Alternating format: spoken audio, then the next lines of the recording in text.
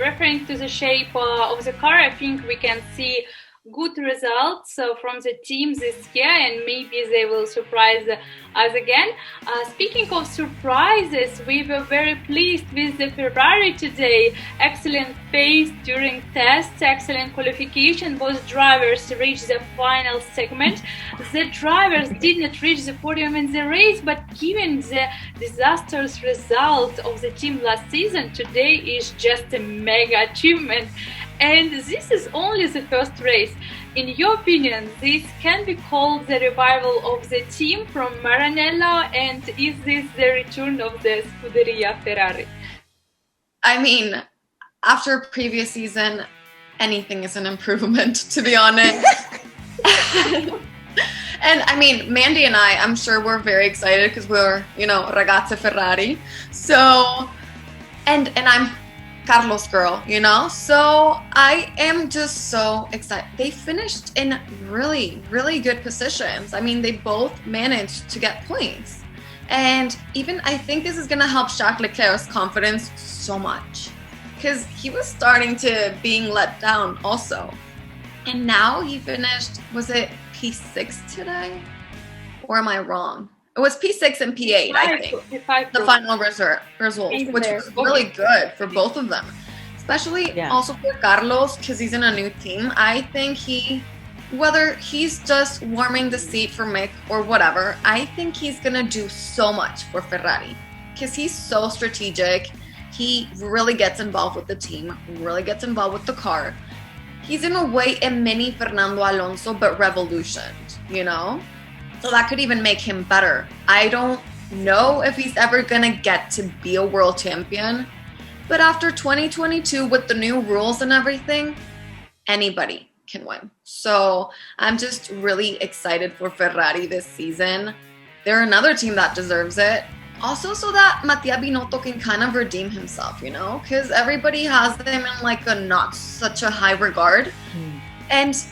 And especially now that he's got two young drivers in such a legendary, historic, and old team. So people are very skeptical about this, but I think that Carlos and Charles are going to get lots of podiums. Well, not lots, but they are going to get podiums. And I think they're actually going to prove to the world that they're the drivers that Ferrari needs. Yes, I totally agree with all what you said. So, well, as for me, I think last year they had a fine which caused many engine problems, so they were really, really slow. And this year, it was pretty obvious for me that they will be faster because I knew they won't have this problem anymore. So I expected this. And what about calling this a revolution of Scuderia Ferrari? I'm not sure because I think they need some more time to improve to the highest level they were in 2018, 2019. But overall, I think it's a bit happiness to all the team to see that they can compete again. I love all the points. I do agree with you, Manena, on the Carlos maybe being like the seat warmer for Mick Schumacher. But I do think that these two young drivers have, already proved. I will tell you, I was impressed with Carlos being up there already, right? And like I said, because I like to, let's talk about the whole weekend. He has been consistently, they've been on par. So whatever problems they had with Seb's car are not translating over to Sainz this year, or they have figured it out. So that is something we want to see, because I've said this before, you have to have both drivers up there. You can't just have one driver up there. Especially if you want to take on Mercedes. So, Revival, they are not, I think they're on the right. This has only been one race. I think we need to, I'm trying to be cautious because let me tell you, every time I get excited and I go over there and I do my Instagram post, it's Forza Ferrari. Oh, yeah. And then they do back. So I am like, don't jinx them and don't post anything. No, I won't. So don't worry, I won't. So I'm just gonna be like this the whole time. Okay, so but what I will say is that this is a great step. It's a long season. I'm hoping that this is something positive, something we can look forward to for them. Revival, not just yet. I don't think Ferrari is going to have a revival until they have a driver that wins the championship, because we are still waiting since Kimi. Am I right? I'm like, girls, am I right? Right. Like, am I right? Ekaterina, right? Like, yeah, exactly. Kimi is the last world champion for Ferrari. That's a long gap. Seb couldn't do it. We have all our hopes on Charles. Charles is my driver in Ferrari. He is, and I have lots of faith in him. But like I said, the revival isn't going to be there until the Tifosi are raising their Ferrari flags for a world championship driver. I'm sorry, but that's it. So still work to be done. I'm very hopeful, but I'm also playing it cool. Playing it cool. Because I'm doing the opposite of what I've done. Because every time, I know I'm trying to. I'm so superstitious. I'm the worst. You know that. You know that. We're Mexicans. We're so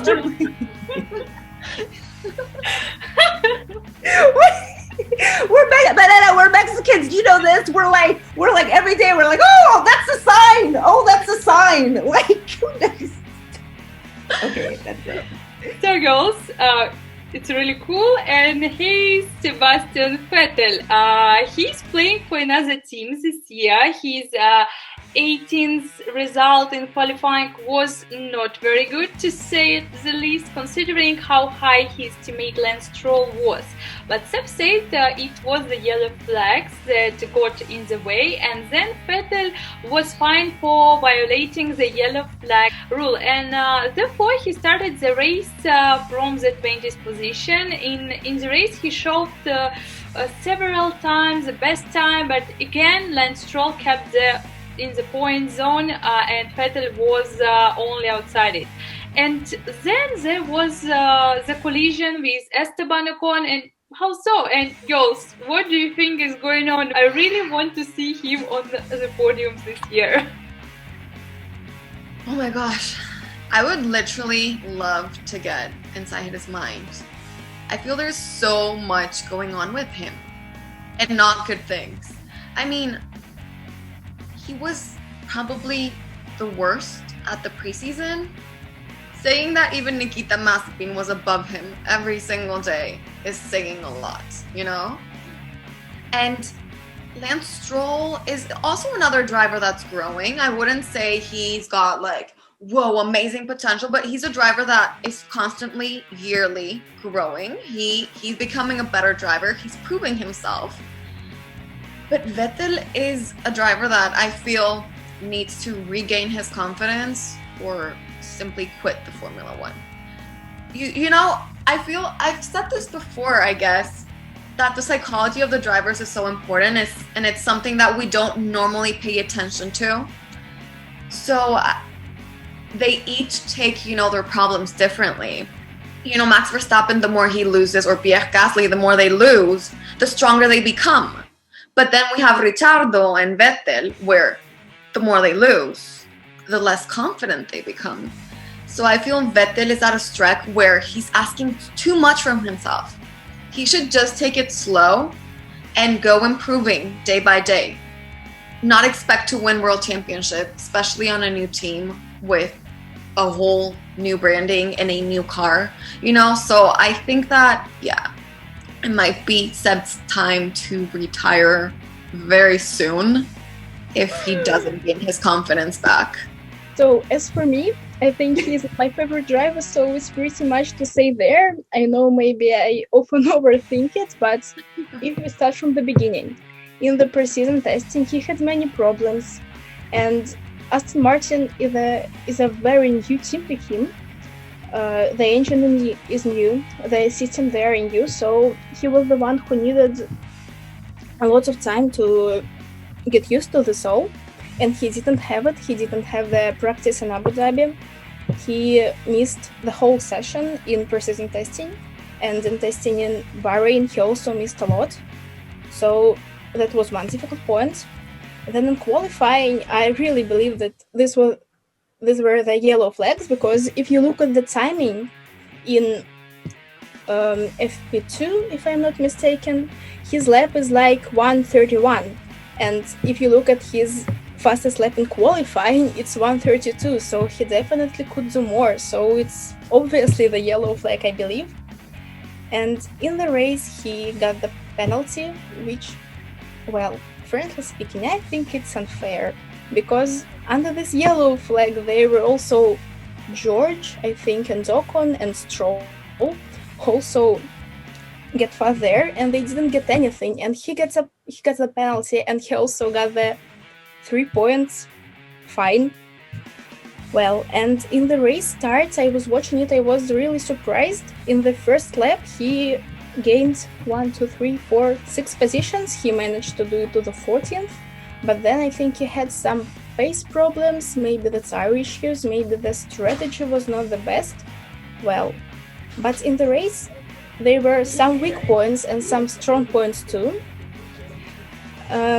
So I think it's a shame for me to see that he struggles really, but on the other hand, I see there are some places where he improved a bit, so fighting with Alonso, for example, or in the race starts.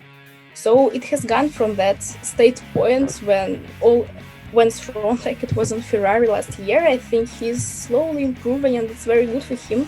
So it can be a mistake to expect that from the first race with Aston Martin, he will get the podium, he will win. It is wrong.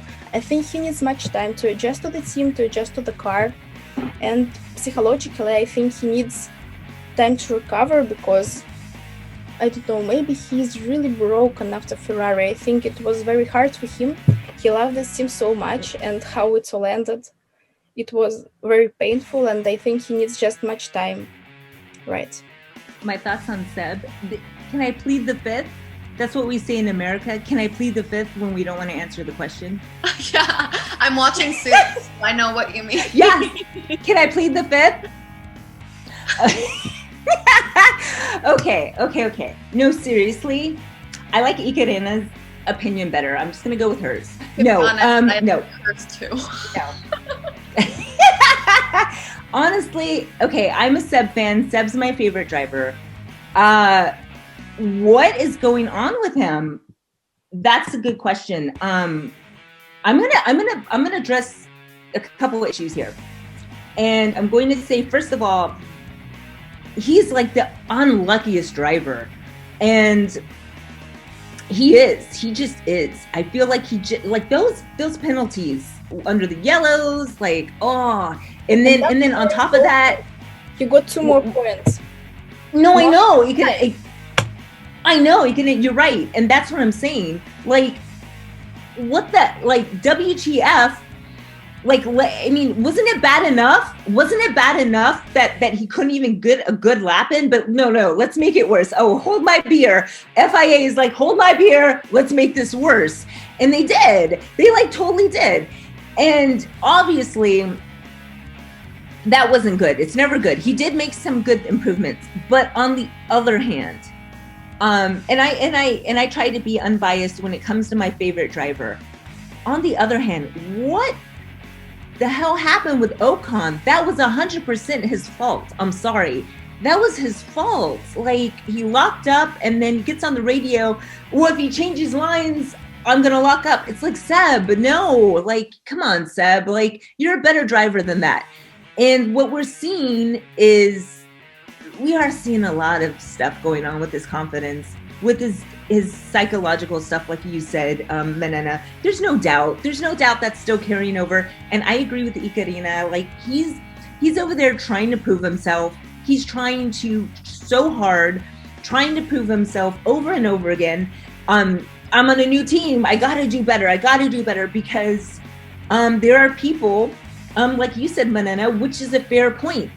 Is he ready to retire? I think that's a fair point to bring up because we're seeing this pattern. However, it is only the first race.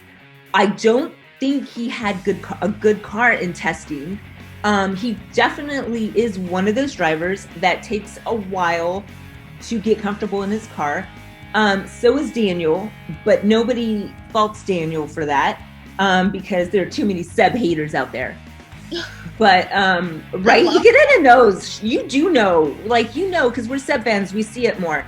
I think it's too soon to say this is like the end. I definitely think that. Let's see how this season goes. It's way too soon for that. Let's see how this season goes.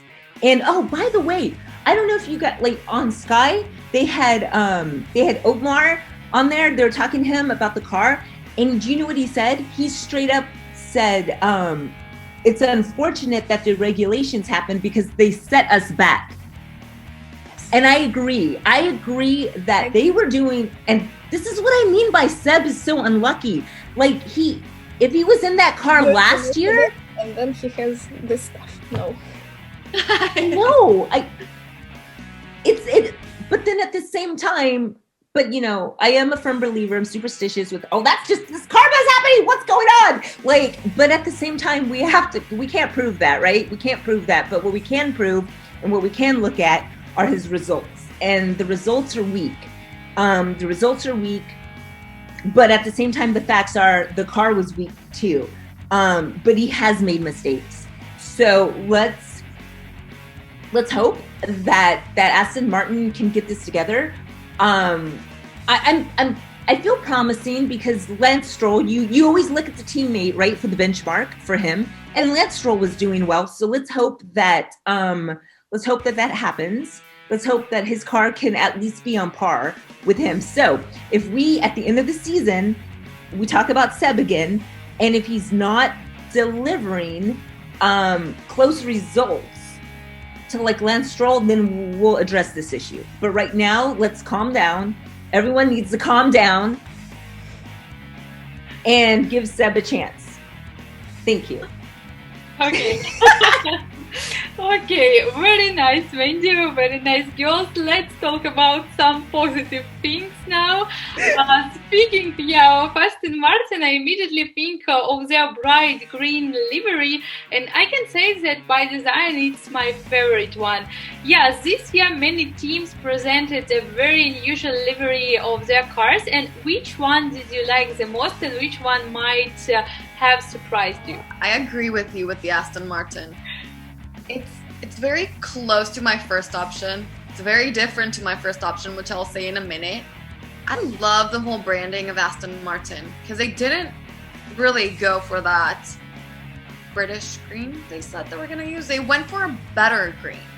Mm-hmm. So I think their branding is sexy. That's what Aston Martin represents. My favorite livery, though, is kind of plain, but I thought it was very classic and elegant. I love the AlphaTauri livery. Oh, what about me? I really love the Aston Martin too. When I was watching the presentation, I was like, this really? I was afraid to see many pink there, but they did it like the line under, so it was very, very good. Another livery I really liked is the Alpine, and it's blue. I never expected to see such an amazing thing. And then I never thought I would say that, but I like Williams, because when I saw that on the pictures on Instagram, I thought, it's like a toy car or something.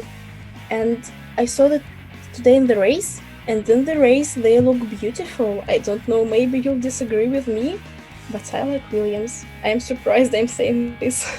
Oh, it's very nice. It reminds me of the vintage Formula One cars. You know? Yes. How's that look? Okay, so Aston Martin was my favorite. There was not enough pink. That's just my opinion. So I like the watermelon vibes, right? It looks like a watermelon. Love it. I have a friend on the pit crew, and he works on Stroll's car, and he sent me pictures of his suit before we saw it, and he sent me a picture of his shoes. And they're Jimmy Choo. Did you know that? Jimmy Choo sneakers. And I was like, what? Yeah, I was like that. Did you see it, Ekaterina? Yeah, he sent me a close-up. If you go on my Instagram, you can see I did some special pictures of like the suit that he sent me and the neon helmets, and then close-ups of the shoe. And it's so cool. It says like Aston Martin F1, and then you can see the Jimmy Choo on the box. So way cool. Okay. I'm just going to go ahead and talk about this because I think it's important we talk about it. every year, everybody, all the fans, oh, Ferrari, your car's gonna be red. Oh, boring. Oh, so-and-so. Oh, I'm not impressed. Oh, it's the same livery. Oh, it's the same car. Okay, and then what does Ferrari do? They freaking put like this green, neon green on it, and then what do the fans do? Oh, it's hideous. I'm like, what do you want? They changed it. Okay, I like it because I think it's crazy, and it's like, it's so random, and I like it. And it reminds me, there's this movie in the 1980s called Ghostbusters, and there is the Slimer, which is neon green, and it literally looks like Slimer came and just goes on top of it. Cool. You know what? It's like avant-garde a little bit. It's edgy. It's so that's like... I'll give you that. But I don't like it. No, I wanted the classic red. I was ready to say Ferrari's favorite livery of the season until I saw it. I was like, no, it was just wrong. It looks very fast though. It looks like a fast car. That's what the image represents for me. It looks fast and they're kind of delivering so far. So yeah. Hopefully the green brings some good luck. But like I said, everybody, like every year, right? How many, oh boy, Ferrari's gonna do red. And they were like, nah, watch this. And then they do it and all the fans are like, oh, it's like so the way it is. You can't make anyone happy. Anyway, I thought it was kind of fun. Christmas, festive vibes, lots of things going on. So cool, girls. And recently the third season of Drive to Survive was launched on Netflix, and there is a lot of drama, a lot of intrigue, stories as usual. And have you already managed to watch it? If yes, tell us a few words about your impressions and what are the pros and cons of this third season. Yeah, finally finished watching it. They,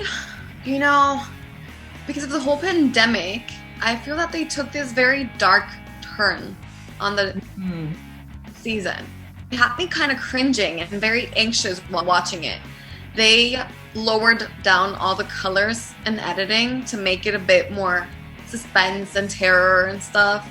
So that I was not the biggest fan of that. But what I did like a lot was that they dedicated time to every single driver and team on the grid. Something that they never had done before. They had always, selected a few drivers and then they would leave the rest out. The only team they missed to put on the season was Williams, which I found really weird. They didn't talk about Williams. They didn't talk about, Nicholas. Yeah, they didn't talk about George Russell. I'm like, okay. But they talked about everybody else. That was amazing. And well, it kind of gave you this perspective of what was actually going on. The things we weren't seeing with the whole pandemic and everything. So, yeah, I have more good things to say about the season than bad things, but it has not been my favorite season. Yes, what about me? I haven't watched the whole season yet, but I have seen some episodes. So the one thing I can say, I liked the second one more because they always over-dramatized it. But in the third season, they did too much of this, especially between Carlos and Lando, that fake drama that surprised everybody. I don't know. Yeah. I think they shouldn't do it. It was not a good idea. Okay, I have like one episode left to watch, but Seb is a legend. Let's just talk about that. That was hilarious when he was straight up that was awkward as very and he's awkward. Over there. Oh, that's what I mean. Seb is a legend. He's not playing nice. That was hilarious. And then Charles is like laughing so hard and they're both like scared of Sylvia. I think that's hilarious. Like, so they're like it's so funny. That part was amazing. I love that part. I have to agree with you, Ekaterina. There are some moments that they dramatize things too much. You know what I don't like? I don't like when they take radio messages that are them. Yes, and they switch them. Like, no, he didn't say that on track at that time. Why are you doing that? Why are you doing that? And I hate. So if you want to call Drive to Survive a docuseries, then I have so many issues with that. If you want to call it fictional or a dramatization, that's different. And that's what it or reality. That's what it is. Yeah. Right. You know what? Can I talk about something that really bothered me about Drive to Survive this season? Leading up to Grosjean, we were talking about Grosjean. Okay, leading up to that, they pinned him as like such a reckless driver. Do you guys remember that? He was like, I've got nothing to lose. I've got nothing to lose. And then there's this one quote that I just didn't like. And I normally really like Jenny Gao a lot. Like, I have so much respect for her. But she said something that I didn't like. And she said, oh, well, racing's an addiction. And I didn't like that, because we're media journalists. Don't speak for the drivers. If a driver tells you that quote, then you say, Lando Norris once told me driving is an addiction. And then you go into that. But don't speak for the drivers, because what ended up happening was she goes, it's an addiction. So now and then they go into Grosjean being reckless, and then it looked like he did it on purpose. And for those people who don't follow F1 like we do, it kind of makes him look bad. Like he did that on purpose. And this is such a moment where this could have happened to any of the drivers. And this could have, this was such a surreal, big moment for all of us, that accident. And then having it kind of painted in that way just rubbed me the wrong way. I don't know. That's just my opinion. But I love her and I love her work. I think it was just, and I will tell you that I don't think she would say that normally. I think here we go again with the dramatization, girls, is that it's the producers feeding her lines like that. It's the dramatization where the series is like, let's make it this way to add this aspect to it that doesn't need to be there, So love, yeah. Go ahead, Manena. And then they showed us Romain's crash again after the whole drama that it caused, that the F1 kept on replaying it. Mm-hmm. And now they show it again. I thought they weren't going to show it. I thought they were just going to show the end result, but not the actual crash. So that's another thing that bothered me. Because it's that's not much respect towards Romain, Yes, that you just took the words right out of my mouth. It's that they don't respect it in that way. And Ekaterina, you get upset. I know you're like, oh, it's too much. This is going on, and why did they dramatize this Lance and Carlos thing when it's not there? It's that kind of stuff. To us, is we find that disrespectful, because it's like, we know what's going on. Like, the drivers deserve better than that, So I'm surprised that the George Russell story wasn't shown too. But a few days ago, I watched a video blog of a Formula One photographer who was just photographing Netflix with George Russell, and apparently his story will be in the fourth season probably. And can you imagine if, for example, at the end of the season he signed a contract with one of the top teams? So how interesting the plot can be. Definitely. I think it's Mercedes' way of saying, watch out, George Russell is coming. I mean, that was probably, without counting Romain's crash, that was probably the highlight of 2020. George Russell in a Mercedes. And it's the only thing they don't show in the season. It's like his meme of him saying, when you reach episode 10 and you realize you're not in Drive to Survive, is so true, I mean, so I do think that they're exactly what you said. They're gonna show it on Mercedes' episode in the fourth season. Oh, look, here's our new driver, So I do think he's gonna be in Mercedes by 2022. Yes, I agree. There is a theory that for the next year, Mercedes drivers will be Verstappen and Russell. About Verstappen, I'm really not sure, because he's doing very well at Red Bull. I think that's a lie. And what about George? I think this is really possible, because he's showing great potential. He showed this in the race in Bahrain when he was replacing Lewis. So I think if Toto won't sign a contract with Valtteri or with Lewis, it will be George's place, definitely. And both the contracts are ending, so it's a great possibility he's gonna pick out both, you know? Because even Toto has said in previous, I think it was season 2, that, or season 1, either one, that George Russell is going to be a future world champion. Toto Wolff has said that. And you're right. He said that this year they won't make the conversations of contract really long. He said he was just going to decide it in summer, just not like this year when we were waiting for a while when they will sign a contract with Lewis, right? You know what, too? I was going to say, there was one of the, I guess, the Mercedes episode where there's something about Bottas here. He's like, it's kind of like, I don't want to say like a sore loser, but when your whole, I don't mean that in so I know Manena's laughing at me, but like, it's because, you know, in the episode, he's just like, I'm going to beat Lewis. And Lewis is like, you ain't even on my radar. But it's like, because Bottas is like, it's almost sabotaging, right? When you have this negative, like, I just got to do this, I just got to do it. You get inside your own head. When you're obsessed. He's obsessed with Lewis in a not so, like, it's okay to be competitive and to want to beat your teammate. That's healthy, but this is like on a weird level. And I felt like Drive to Survive really highlighted that with that whole episode. And then the thing is that there was, in that Mercedes episode, I forgot to mention, you had Toto, when he won over Lewis, Toto got on and goes, okay, everybody, let's all congratulate, Bottas. It was weird. It was eerie. It was almost like they were like, let's act like we're excited. Do you know what I mean? And I'm not speaking for Toto, but it was like that kind of like feeling I felt there versus like, it's like, okay, like they really wanted Lewis to win, but Bottas. And when you have that kind of team dynamics, even though, Toto goes, no, we don't have a second driver. We all know. And we all know that George Russell is.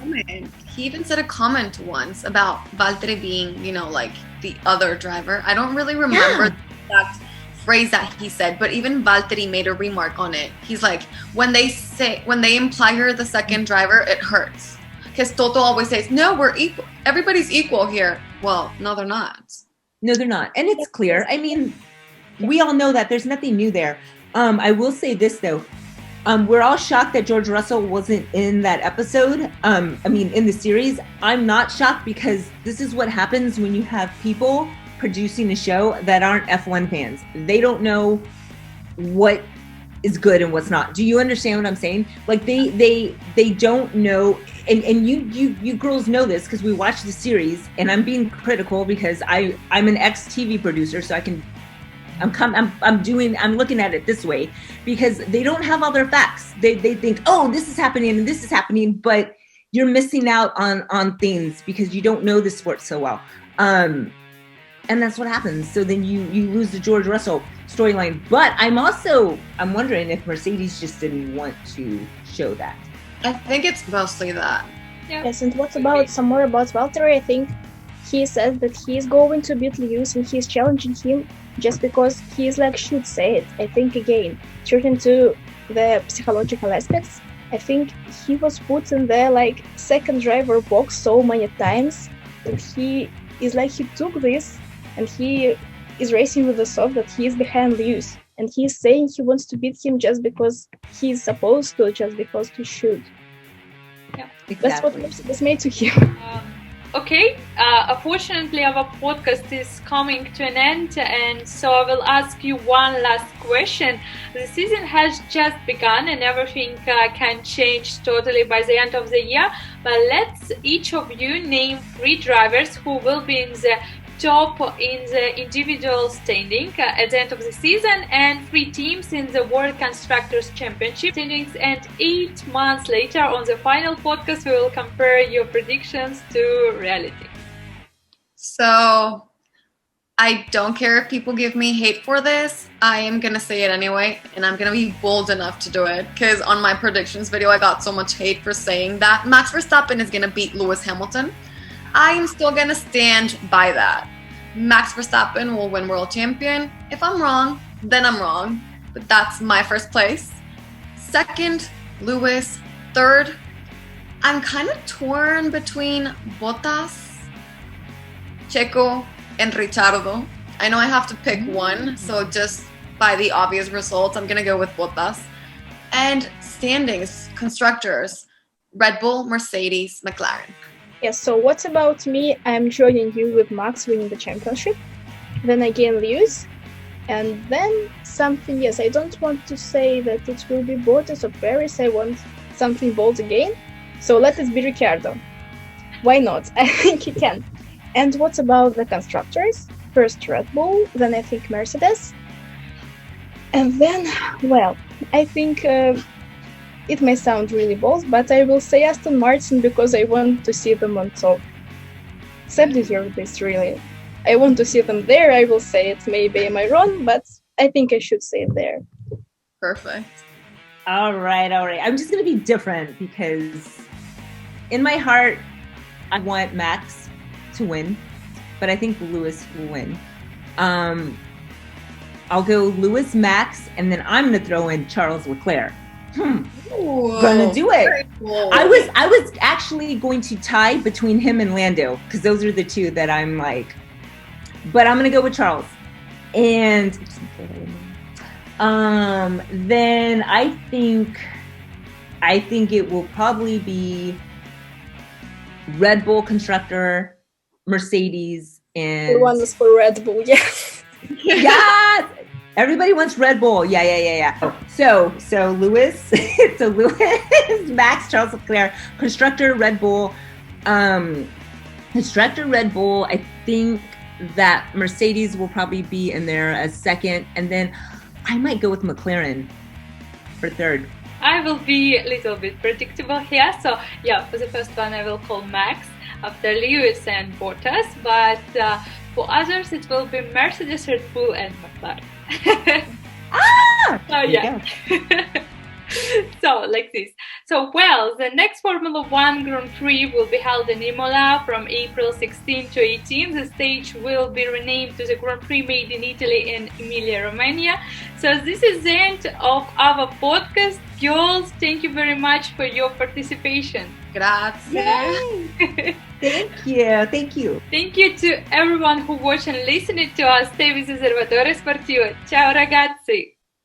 Ciao.